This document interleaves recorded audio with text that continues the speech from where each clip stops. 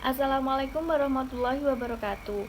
Kami dari kelompok 3 akan menjelaskan materi tentang pembelajaran dengan pendekatan behavioristik. Saya Nur Azizah Rohmah bersama Fiona, Ausaf, Mutia, dan Faras.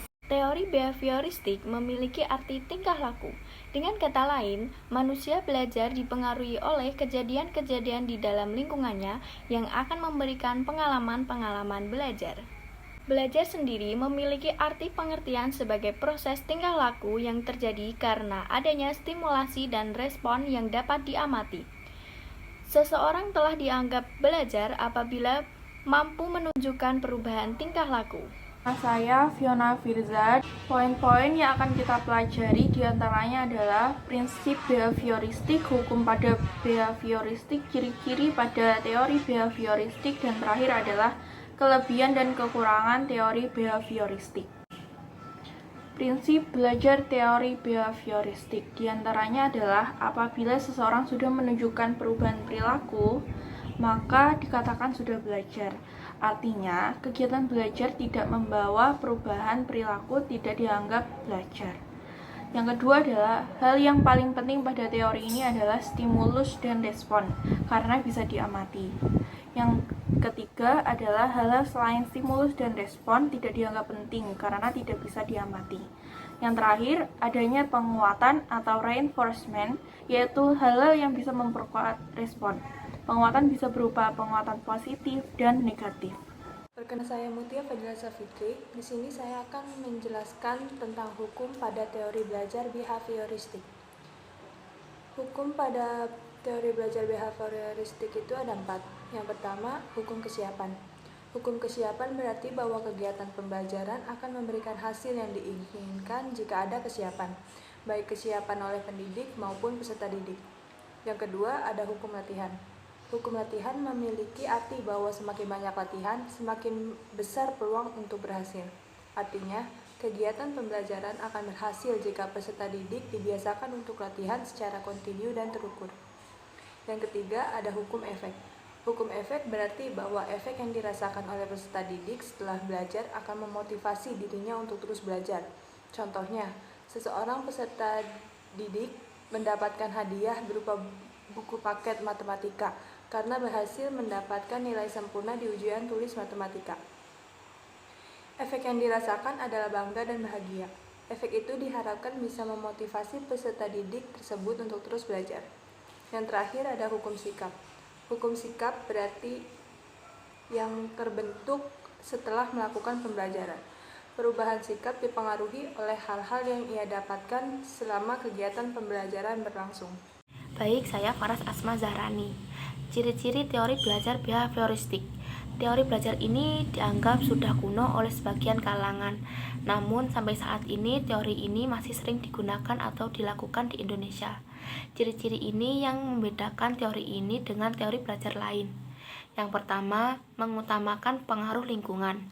Yang kedua, hasil pembelajaran fokus pada terbentuknya perilaku yang diinginkan.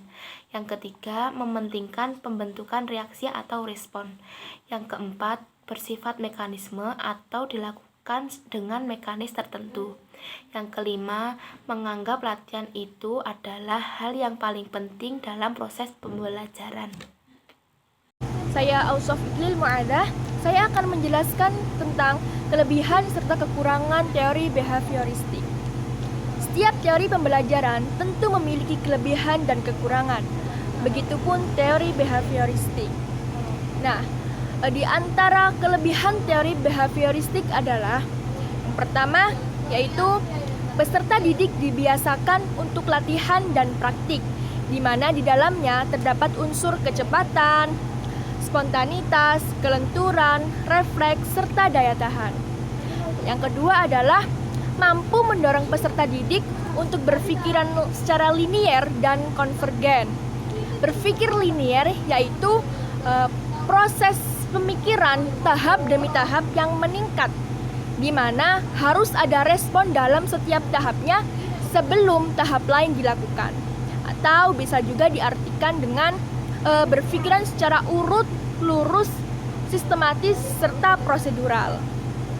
Adapun berpikir secara konvergen adalah seseorang membawa pengetahuan atau materi dari berbagai sumber yang menunjang sebuah permasalahan untuk mendapatkan satu jawaban yang benar. Atau bisa juga diartikan dengan mengumpulkan atau menyatukan ide-ide dan gagasan-gagasan yang berbeda yang dimaksudkan untuk mendapatkan solusi untuk sebuah masalah. Tuh. Dan kelebihan teori behavioristik yang ketiga adalah memudahkan peserta didik untuk mencapai target tertentu dalam suatu pembelajaran. Karena teori ini memang didesain, disusun, dirancang untuk peserta didik agar mereka bisa dengan mudah mencapai suatu target dalam suatu pembelajaran. Selain memiliki kelebihan, teori behavioristik juga mempunyai beberapa kekurangan. Di antaranya yaitu yang pertama, membatasi kreativitas, imajinasi, serta produktivitas peserta didik.